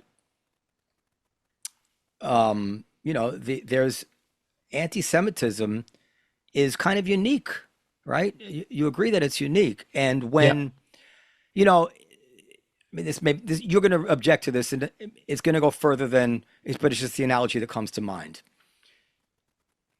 It's very dangerous to say, the KKK would be less dangerous to us if to us black people, if we would only admit that they're right about a lot of the things they say about us black people. It's kind of like you're saying that it's dangerous. Israel's dangerous to the Jews if we don't. Where I have it here somewhere. Israel, the country made to save the Jews, is now the thing that most endangers the Jewish people physically, culturally, and morally. And we could stop this by speaking more critically of Israel. And I'm saying, no, the Goyim, as it were, they don't know the details here. All they're going to say is, well, if the most educated and informed Jews think that Israel is 100% in the wrong here and should be abandoned, that's really all I need to know. And if I hated the Jews and I want to, have them the victims of my anti-Semitism in whatever way I prefer, including physical violence, they are not going to come off that because now the Jews are telling them, well, actually, you've been right about what you're saying. This is dangerous because it emboldens bullies. Can I just address it? Having said that, the truth has to come first. If Israel is wrong, as I think we all agree, the settlements largely, especially in the areas which are not contemplated in the various negotiations. The settlements are outside the areas that we pretty much know would be kept by Israel in any. This is wrong, and Israel should have, and we should have no problem saying that. But again, to inflate that into really, and it's your go-to here, into a reason to say that somehow we should not stand up to Hamas in quite the same way. But the settlements aren't like that. a little oopsie. I mean, the settlements have been consistent policy since 1967, with tiny little breaks, like a 10-month break in 1992 and a brief pause for those talks that you were talking about. They were very small early on and not an issue. And as I said, it still doesn't demonstrate enormously good faith to keep building on the land of the people who you say that all they have to do to get peace is to put up their hand and say that they want peace. At a certain point in negotiations and in treaties, certain things are agreed to, and it supersedes what came before. In Oslo, whatever it is that you're saying, 67, in Oslo, there was a framework established. The settlements are going to be handled in negotiation. We're not going to rehash all that. In the negotiation, the settlements were handled. They were not the sticking point. This is so important. It was not the sticking point, the settlements. Hamas. No, I understand that. But the settlements create a context. If you ask the guy from Hamas, if Israel withdraws from all the 67 borders, will you then be ready to recognize Israel? He will say, no, of course not. Hamas is a jihadist death cult. They're not you can't deal with Hamas. He'll say never, never, never, never. Now, when he says that, what he's telling the Israelis is, you better keep your settlements because you need that land, and that's reasonable. That's a reasonable. Well, it's reasonable if you want to be a puppet from us. If you want Israeli policy to be dictated by Hamas, then it's reasonable. But if you want Israeli policy to be bigger than Hamas, did you see October 7th? I did. Now imagine Israel had unilaterally withdrawn from the West Bank, as Olmert had promised to do, and taken the settlements. And then Israel had October 7th, and Hamas took over the West Bank, which is totally likely. And then October 7th would have come from the East and the West. Yes. This is they're playing with to all some the extent. marbles I see this as making my case because there is no solution without a settlement. There is no solution without a settlement. And there's no settlement unless somebody on that side of the table says, we want one. That's all they have to say is we want one. Right. So behave strategically in ways that are going to make that most likely. All right. So this is the main pushback that I've gotten, and it's something that I wrestle with, and I'm glad you raised it, that for Jews to dissent makes Jews unsafe. Mm-hmm. Right? That if Goyim see Jews speaking out against Israel, then they're going to think, well, if even Jews think that Israel is beyond the pale, then it's okay to just to be clear. Attack just Jews. to be clear. Yeah, just to be clear. I don't think dissent is dangerous for Jews. I don't think criticizing the settlements is dangerous for Jews. I think to where you've taken it to, Jews need to abandon Israel. Israel is no longer. Let me clarify. I made this point. Israel is no longer defensible. Yes, I made this point at the very beginning, which is that Jews should abandon the reflexive instinct to defend Israel, not that Israel is indefensible as a state. No, you said more. That's than what that, I said. right? That's what I said at the beginning. Well, but you also said that we should abandon the taboo on criticizing Israel, and we should abandon our reflexive defense of Israel. But you also implied you understand that implied that because of their behavior, they do not have a free hand to defeat Hamas as they otherwise might if their hands were cleaner.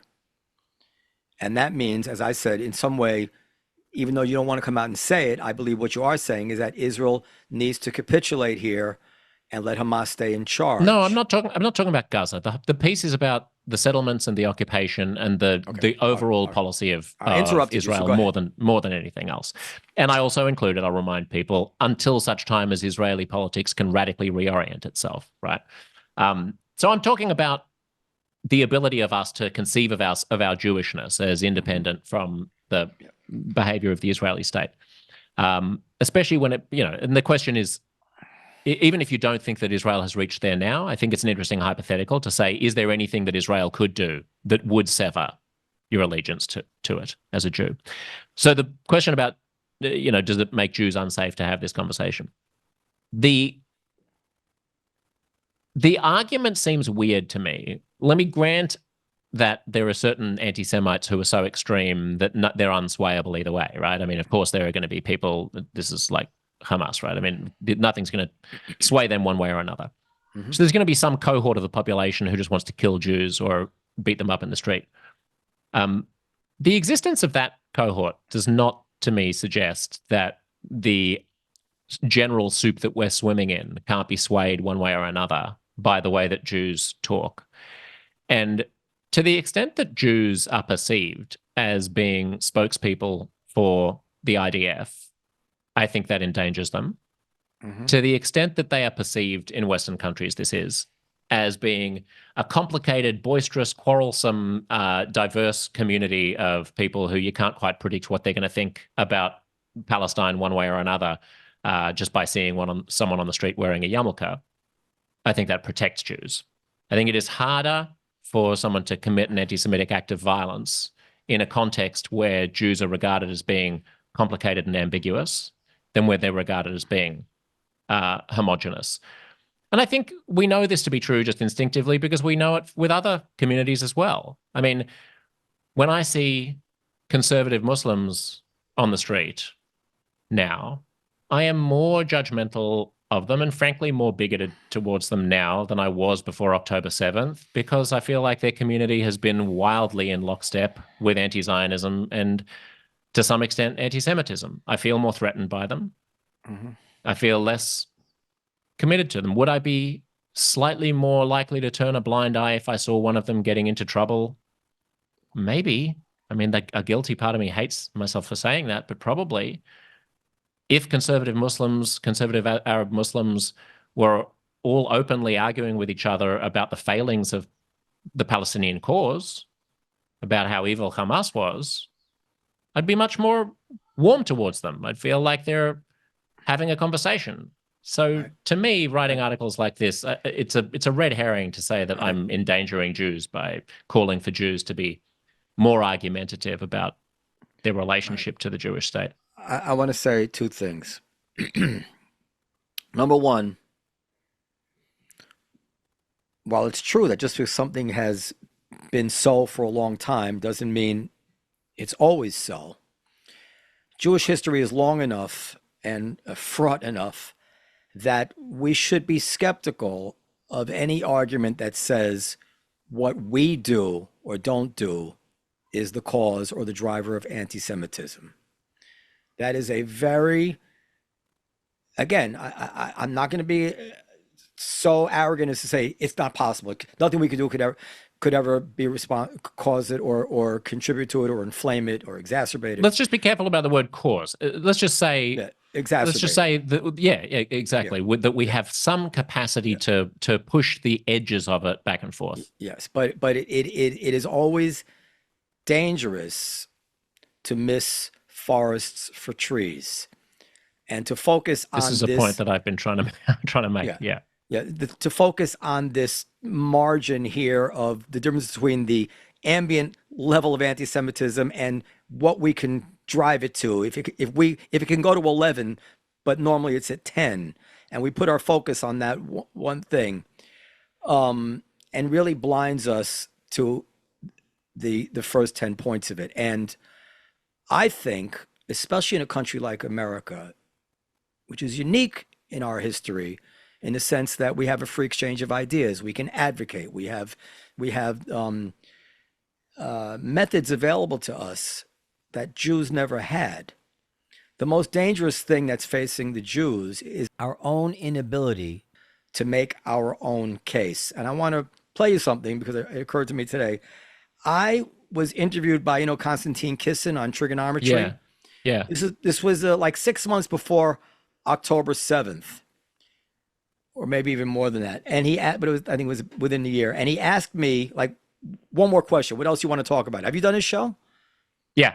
Yeah. It's very good. And I just want to play you what my answer was to him. I cut it down a little bit. I played it for you just to show you this was the way I was thinking always. But before we go there, we always end the main interview with the same question, which is, what's the one thing we're not talking about as a society that you think we really should be? I would say that this is maybe not exactly the answer to your question, but personally, one thing that disturbs me that is not being adequately spoken about, and this is a very personal matter to me, is what I consider to be the very important defenses for the state of Israel, which young Jewish people, and I'm not excusing whatever things Israel does wrong, but young Jewish people, even intellectual Jewish people, are so ignorant about the history of that country and why it's in the predicament that it is and how it has tried to extricate itself from that predicament, that they are unable to have the argument anymore. They basically just nod their head in shame. And I think this is actually dangerous, not only for Israel, but for the Jewish people all over the world. And I don't know what can be done about that, but that is something that's on my mind. And as they say, if you're not for yourself, who will be? If Jewish people can't make their own arguments, no one is going to make it for them, and that worries me. And so what needs to be said? Well, I'm not going to go into the whole, thing, but like, I ask smart young Jewish people, do you know how it is that Israel came into the occupied territories? No. Like, this is like the most fundamental question about the whole country. Like, why is that territory occupied? Do you know about the Clinton attempts to make peace? Do you know what the Second Intifada was? No. They don't know any of this stuff. So in their minds, they've internalized that we are like Afrikaners. We're an apartheid state. So like when I went to college, I took a semester abroad in Israel. And this was a perfectly okay thing to do. I read stories all the time now about like kids at Columbia, and I would never think about taking a semester abroad in Israel. We have a Jewish star in the window of the olive tree upstairs. This has been there my whole life. And most of my existence, this was seen by the general public as no different than an Italian flag in a pizzeria. Nobody really gave it any thought. In recent years, people say to me, good for you, or you're taking a stand, are you? Like they're seeing it as this almost like a defiant political statement on my part, as opposed to just, it's an ethnic symbol. Like every ethnic restaurant, it's an Israeli restaurant, every ethnic restaurant has some sort of ethnic symbol. No, Jewish people, their ethnic symbols are controversial. This is very dangerous, I think. All right, so that's that's kind of like my 180-degree different take on your thing, but I was thinking this way. Honestly, and sure enough, the shit hit the fan exactly as I was worried about. And right after October 7th, and by the way, I know you want to say something. I criticize the Jews very much because here we are more than a year and a half later, and we've done nothing but bitch and moan and about the atrocities and the death and the baby heads and all stuff. All this is all very real. But what we should have been doing is educating our own people about the history of this conflict, so they could have some self-assurance that we're not just like Afrikaners. And then I'm worried that when you now tell them, someone who is esteemed as you and persuasive, well, actually, you are kind of like Afrikaners. They're just gonna be like, they're just, as I said, they're just gonna hang their heads in shame. Well, hang on a second. They don't deserve that. Let me just also be clear. The first half of that article that I read was, just to clarify, that was in a center-left publication. It's a broadsheet, kind of like the New York Times, right? So most of the readers are anti-Israeli and sympathetic to the Palestinians. So I should just note, one of the tricks that I was trying to pull off there was to make it a Trojan horse and kind of booby trap it so that they would read it on the basis of thinking that this is going to be a Jew criticizing Israel. But actually, the first 2/3 of the article is all about how fucking stupid anti-Zionists are, and a lot of the points that you were making, that you've been making in this piece, about how they don't understand the Second Intifada, they don't understand the Oslo Accords, they don't know about Clinton, they don't know why the occupied territories are occupied, they don't know who occupied the West Bank first, they don't know who occupied Gaza first, and all of that historical illiteracy was there on display. And a lot of the feedback that I've actually gotten from the article, just socially from people who read it, is from very anti-Israeli goyim who've said, "Oh, I never thought about all of that. You're kind of right about this like Gazan disaster porn that we're being pushed on social media. I hadn't really thought about that before." So I'm doing a couple of things in that piece, right? The things that you're talking about in that clip on trigonometry This is like one of those little holograms where you can twist it just one way and the baby Jesus is smiling or has their eyes closed, and you twist it another way and it's the Virgin Mary or something. Because you see that and you watch that back and you describe it as being 180 degrees from what I'm saying. I see that and I see it as almost exactly what I'm saying. Okay. The fact that the Star of David has gone from being an innocent ethnic symbol at the olive tree to being some kind of audacious, brave political stance is a consequence of how tight and unbroken and unquestioned the link is between the Jewish ethnicity and the Israeli state. I agree with you. We need greater education amongst young Jews about the causes of the crisis, about the reason why Israel finds itself in the situation that it's in. And we need greater moral imagination among the old guard of reflexive defenders of Israel about how Israel might be able to extricate itself. And we need to locate the focus of our own agency back on ourselves instead of saying, "Oi, the anti-Semites have been here for 5,000 years. We can't do anything about them. Woe is us. But no I matter have what we do, they're going to hate us." I have to take issue with you. I have to take issue with you. And there is a fact of physics, of semantic physics, that what comes first is just a setup for what comes later. So Obama said after October 7th, yes, it's true that what Hamas did was awful, but it's also true that the occupation was unbearable. And the fact that he didn't say the occupation is awful, but what Hamas did is unacceptable. The order tells you everything. Yeah, it's true that I shouldn't have cheated on you, but living with you was unbearable. And the fact that you put all that stuff in the front, even if you really don't mean it to be taken that way, it doesn't matter. What comes up front is just a throat clearing, disclaimers, whatever it is, for what follows it, which is the point. And everything that comes before, I can't change the logical structure of an argument. I mean, in order to make an argument, you need to sort of build up to it. So I have to do it in order. Like, no, it works the opposite way too. A leads to B leads to C. It works the opposite way too. Israel's doing this wrong, Israel's doing that wrong, Israel's that wrong. But I still have to say, you have to know that it's not. Well, that's true. That's true. And I've actually done that over a dozen times since October 7th on my podcast. I mean, if people are interested, if people don't know me and they're interested in my more pro-Zionist work, shall we say, there's a podcast from December of 2023 called Why Jews Are Literally Nazis, in which I tear to shreds the progressive anti-Israel reaction to October 7th. And there are a number of other editorials that I did between October 2023 and today, which do what you're saying. But I mean, there comes a point.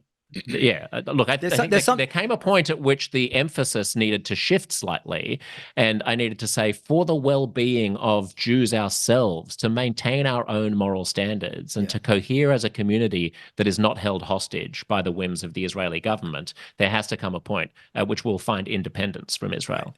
There's one other thing. I guess we're almost finished. There's something else you did here. Friend to friend, it really bothers me. Let me tell you what it is. Go for it.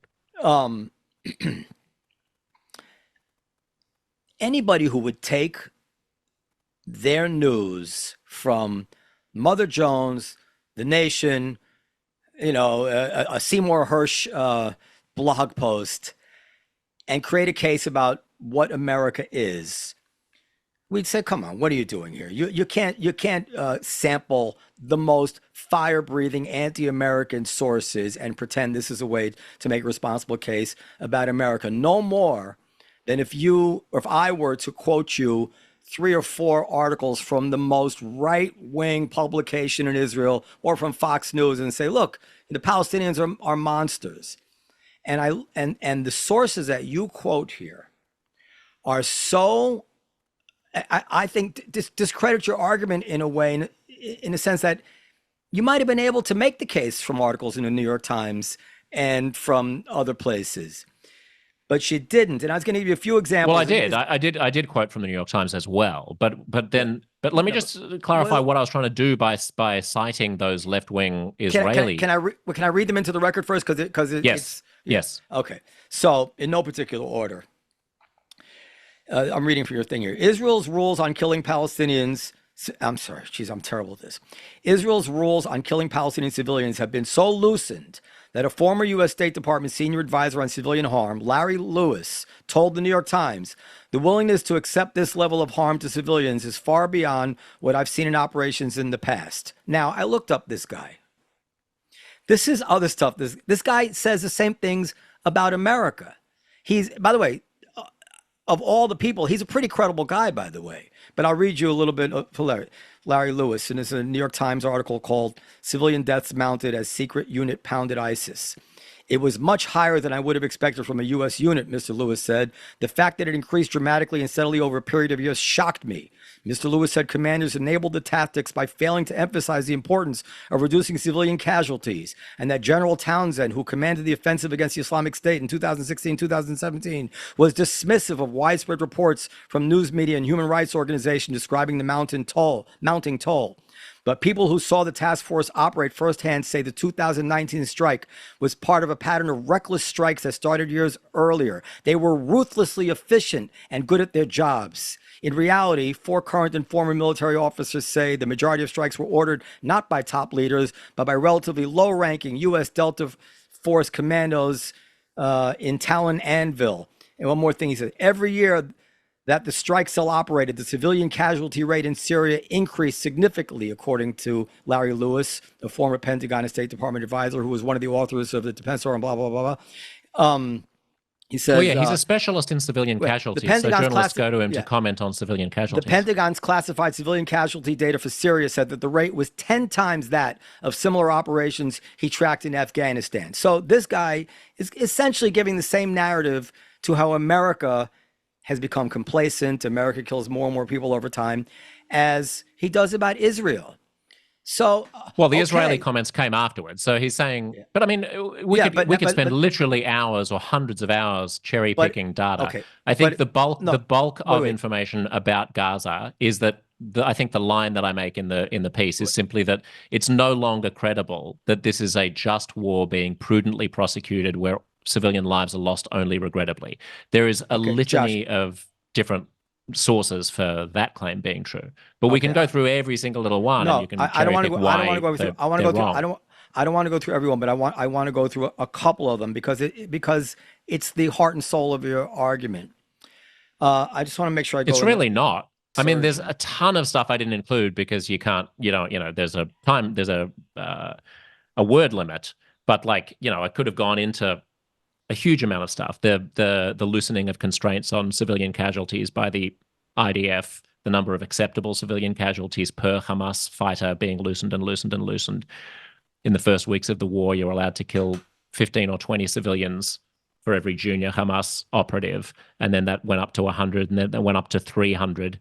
In comparison, the number of permissible civilian deaths to kill Saddam Hussein was 29 for the United States. When the US assassinated bin Laden, the authorized number of civilians was 30.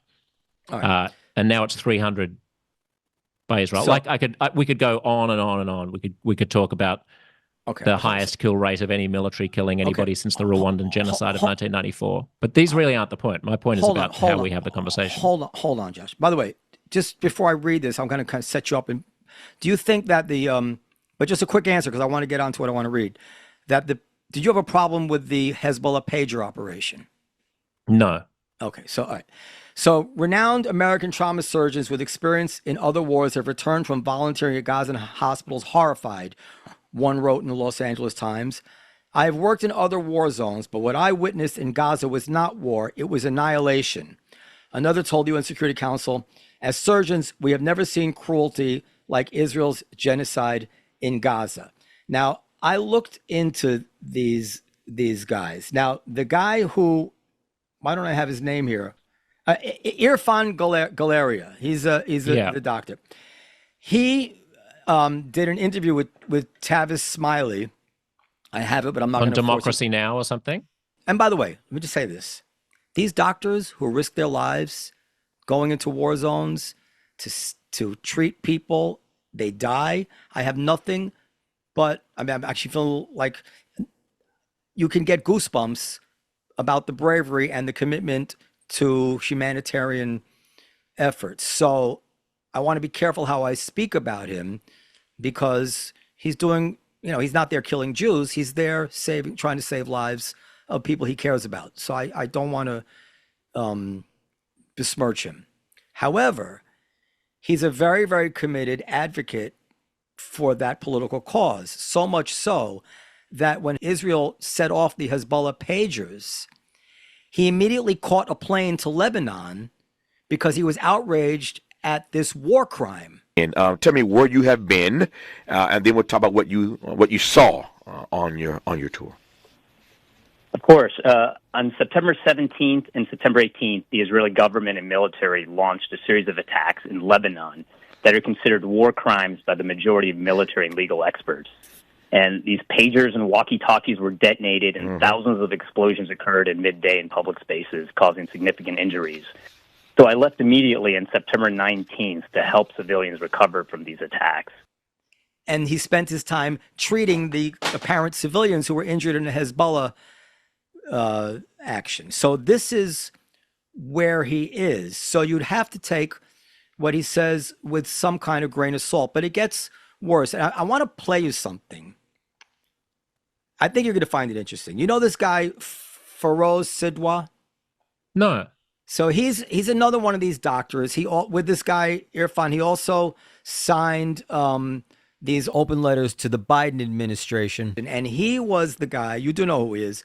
He was the guy who wrote the article in the New York Times about the bullets in the babies and children's heads. In the children's heads. Yes. Yeah, there were a number of those, but I don't know what that one in particular. Yeah, and the claim was, for people who don't know it, that medics in Gaza were seeing children come in and old people come in with a single bullet hole in their chest or in their head, which could have been Hamas, but they were suspicious that it could be the IDF snipers. Right. So I had this guy on my podcast, and by the way, I've tried to interview a lot of people who were saying things which would be tough to accept as someone who cares about Israel, and in each time I didn't know where they were going to go. I had Haaretz reporters talking about prisoners in Palestinian prisoners who had to have their limbs amputated because of mistreatment. So I've tried to speak truth to power, as you say. So this guy Feroz, who I got along well with, he although there were a few things in his story which led me to think he spun a little bit and exaggerated certain things. You could listen to the interview to see. He did not strike me as a liar at all. He showed me actual scans of a baby's head with a bullet in it that he had on his laptop that he hadn't even published or put on Twitter. I do not think he fabricated or whatever it is. I was convinced that there were children with bullets in their head. And it was very upsetting.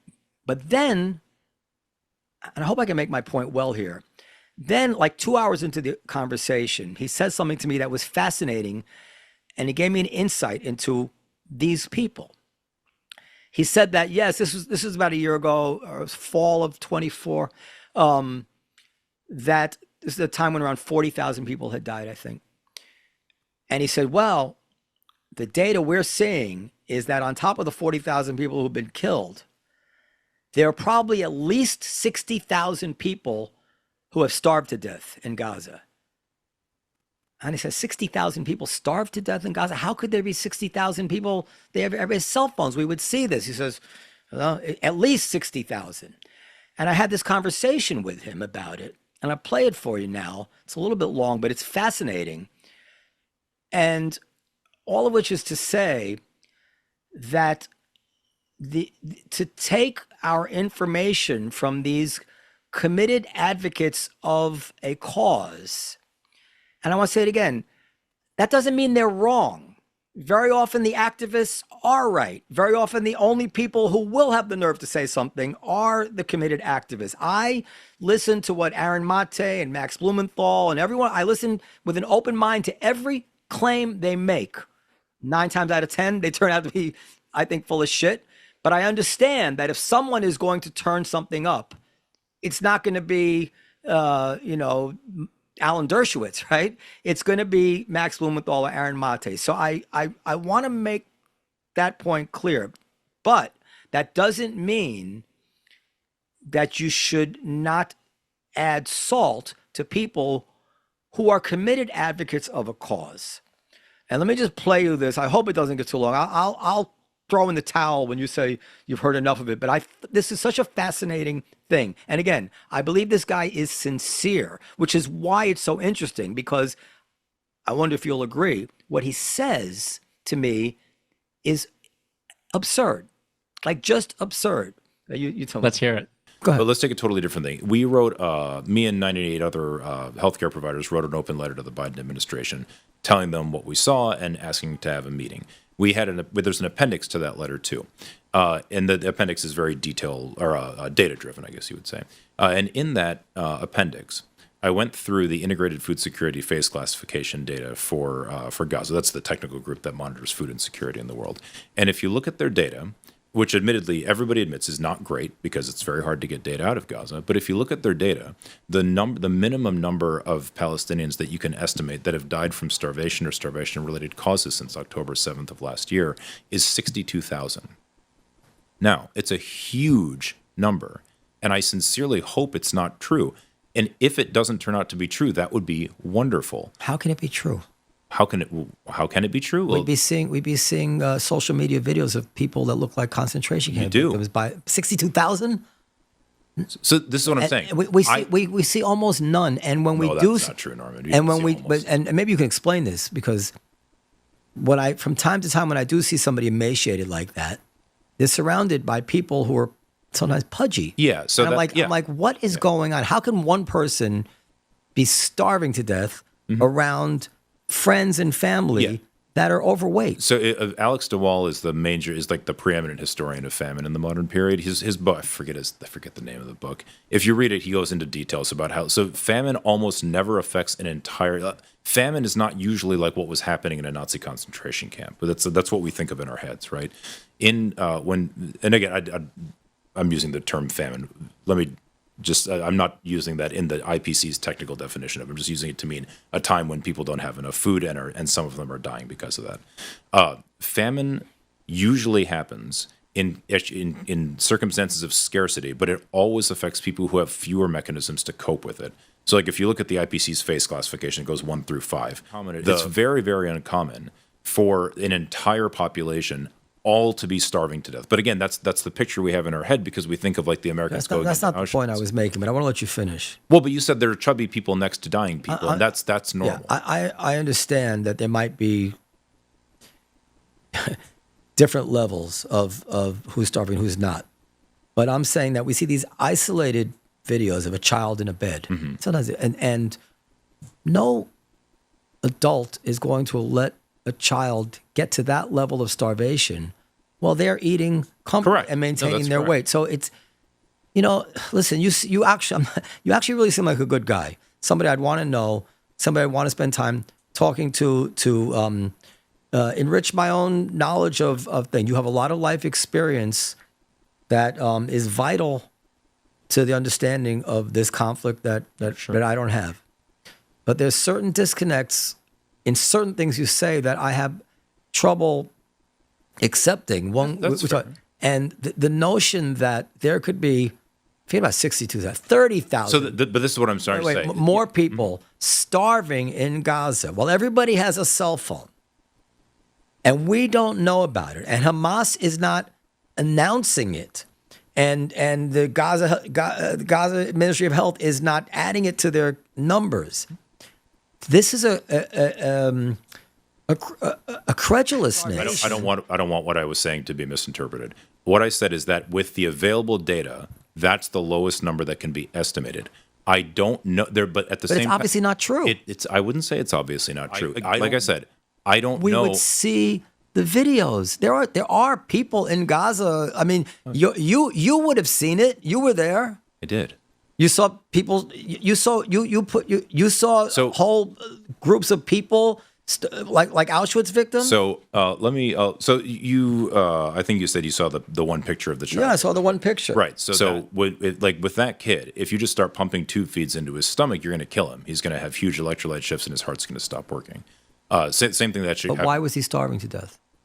Was he sick? Was he injured? Why wasn't he? Yeah, he was injured. I mean, he's injured, but he had been in Shifa Hospital. But this is my point. We sent him home, and we told his family just give him little bits of food, but we knew that wasn't going to work. So he probably, unless he made it out to Egypt, which is always possible. But that's my point. He was starving like that because he was injured. If he was home with his family, he wouldn't have been starving like that. Well, how do you know? Okay, so he wasn't starving for lack. He wasn't like that for a lack of food. He was like that for a lack of the ability to take in food. I don't know that that's true.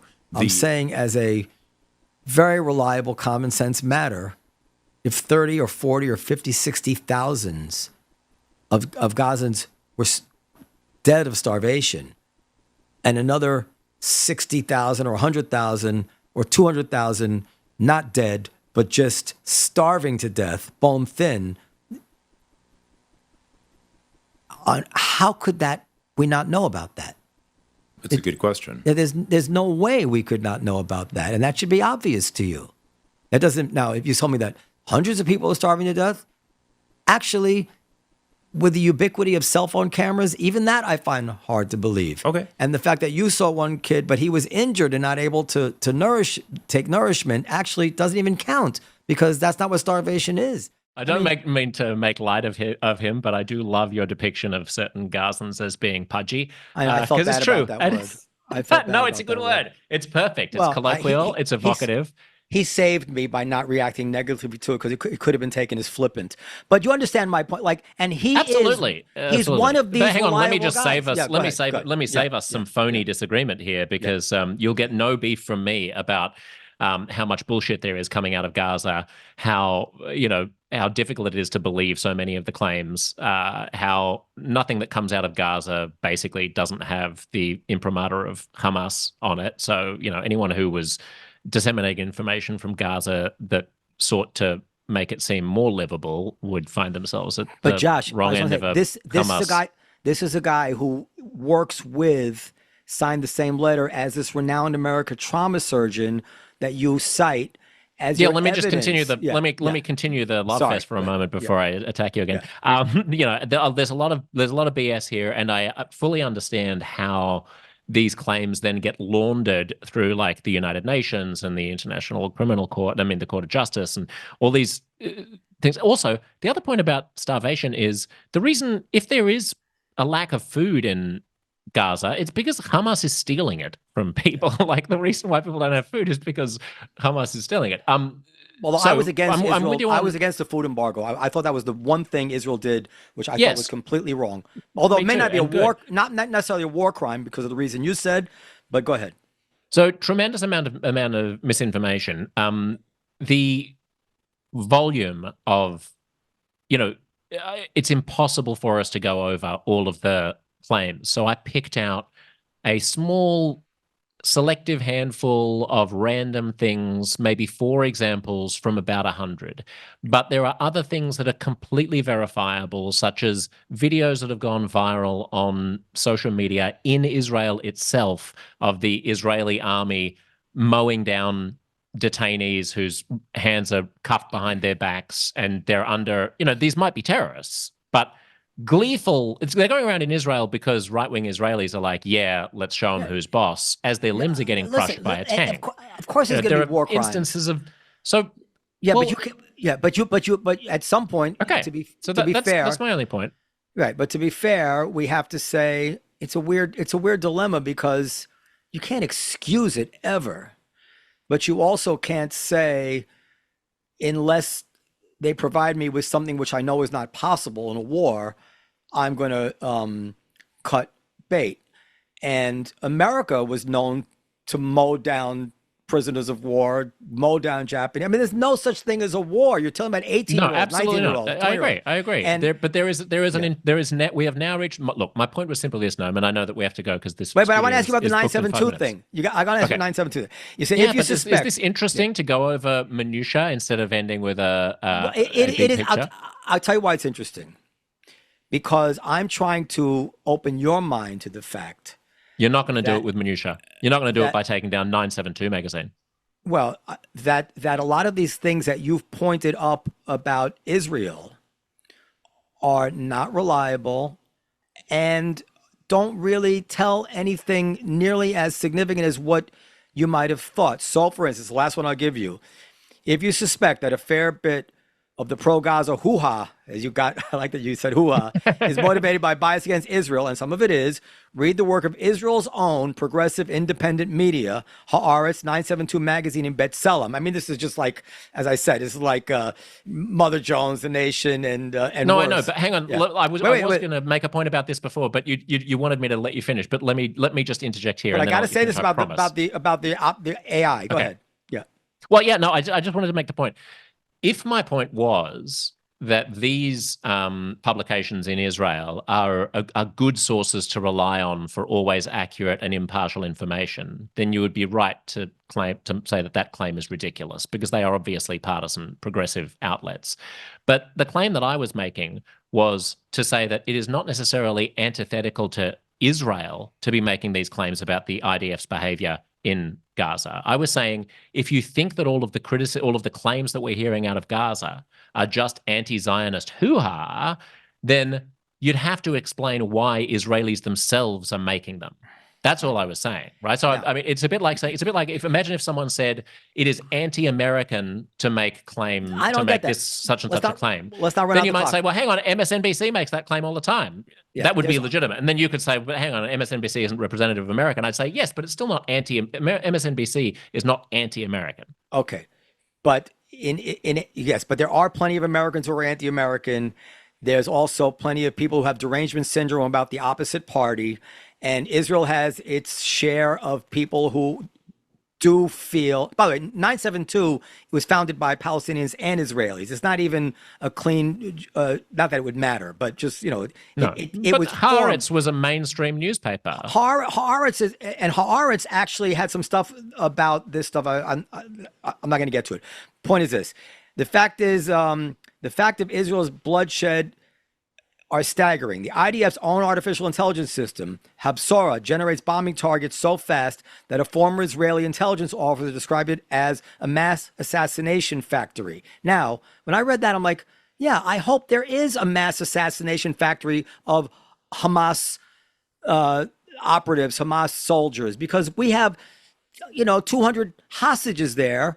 We want to kill the bad guys as quickly as possible. What is troubling is the notion that maybe AI would, it's just creepy that AI is involved, but Ukraine is using AI in war. AI in war is coming. And even this guy, Larry, what was his name? The guy we were just talking about, the guy who's the casualty guy? I don't remember. It's not important to the overall thrust of my he argument. wrote a whole article about how AI can save lives by making targeting more accurate. But with the recognition. So it's just like an emotional appeal, like Israel's using AI to identify targets. Well, yeah, facial recognition may be much more accurate than human recognition. No, I didn't have another 1,150 words to explain why experts are concerned about the accuracy of This would have Habsora. been better. This would have been better in person, because this is really an interesting topic. I think love it. Listen, yeah. I will be in person next month in New York. We can continue this. We can tape it if we want to. I'm getting kicked out of this studio right now. Thank you for having me on. I mean, I think that I understand all of your concerns. I fair with really, you? really genuinely do. Absolutely. You always are. I listen to your show. I love it. I think you're scrupulously fair and super open-minded, and I've enjoyed it. I just want to end with the general point that regardless of any of our disagreements about the details, my desire is for a strong and powerful Jewish community globally. And I think that vision is enhanced the more that we quarrel about Israel and the more that we question Israel's right to act on our behalf rather than being impeded by it. I see a Jewish community globally that is hitched to the wagon to everything that Israel does as being an impoverished Jewish community. And so my call is simply for us to have, yes, more conversations like this, and for there to be less of an internal taboo within our community about having them. To paraphrase, was it Ben Gurion? I think you should criticize Israel and the injustices that it commits as if there is no war in Gaza.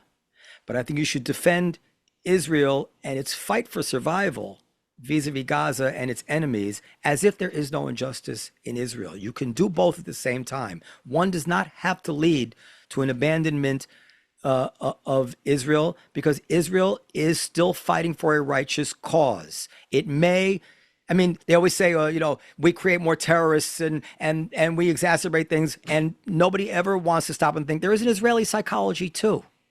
They've created a lot of right-wing Israelis by killing us. I have talked about this a lot, and if people want more of this and more, uncomfortable conversations, go and listen to Uncomfortable Conversations, because we have a lot of these kinds of conversations in which I make many of the points that you've been making known. God bless you. Thank you for having me.